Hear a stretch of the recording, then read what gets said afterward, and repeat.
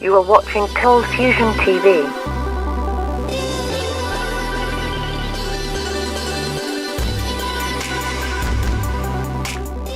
Hi, welcome to another Cold Fusion video.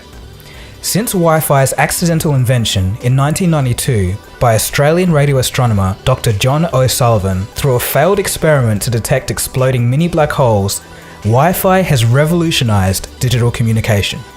Without it, our current mobile way of life would be somewhat different. Wi-Fi currently makes up 60% of global internet traffic. With all of that being said, Wi-Fi still has some issues. It's sketchy at times with a varying signal, and it's not totally secure because your signal could travel through walls and be easily picked up by someone else. The reason for all of this is that Wi-Fi uses radio waves to transmit data. So how do we improve this technology and solve these problems? We must use something that's cheap, safe, plentiful, and more robust for data transfer. The answer? Light. Light is perfect because it's actually just part of the electromagnetic spectrum, just like radio waves, but at a much higher frequency. That is, the waves that carry the energy cycle at a much faster rate than radio waves. Light also has a frequency range 10,000 times greater than radio waves, going up to 790 terahertz versus a maximum of 300 gigahertz for radio waves. All this means is that light has the capacity to transmit vastly more pulses of data in much less time than radio waves.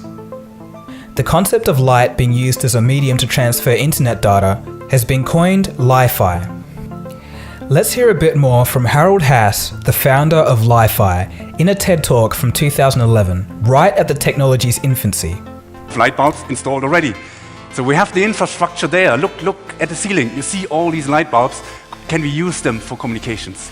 And there's one thing we need to do is we have to replace these inefficient incandescent light bulbs, fluorescent lights, by these new technology of LED light bulbs. An LED is a semiconductor, it's an electronic device, and it has a very, very nice and cute property. Its intensity can be modulated at very high speeds, and it can be switched off at very high speeds. And this is a fundamental basic property that we exploit with our technology. So how does this all work? You all know the remote controls have an infrared LED. Basically, you switch on the LED, and when it's off, you switch it off, and it creates a simple low-speed data stream in 10,000 bits per second, 20,000 bits per second, not usable for a YouTube video. What we have done is we have developed a technology with which we transmit with our technology not only a single data stream, we transmit thousands of data streams in parallel at even higher speeds. In another part of the talk, Haas does a pretty cool demonstration. He fits a desk lamp with a normal LED bulb worth about $3. A software code makes the bulb flicker at extremely high speeds. This flickering, or pulsing, is then converted into a signal by a receiver, and then watch what happens next. So what happens when I switch on that light? As you would expect, it's a light, a desk lamp. You could put your book beneath and could read. It's illuminating the space. But at the same time, you see this video coming up here. And this is a video, high-definition video, that is transmitted through that light beam. You're all critical. You say, this is a smart academic doing a little bit of tricks here. But let me do this.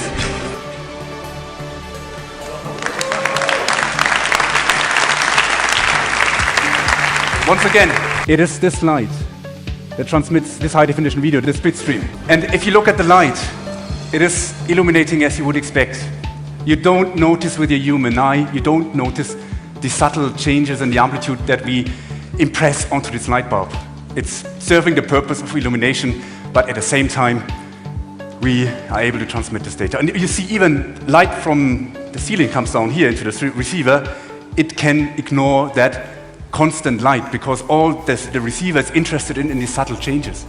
Harold hopes to integrate this receiver technology into phones and even phone cameras so that they can send and receive high bitrate information through and from light.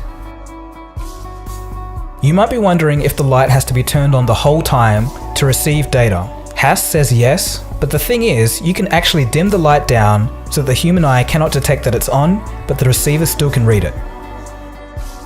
Okay, so that sounds great, but does it actually work in real life? The answer is yes.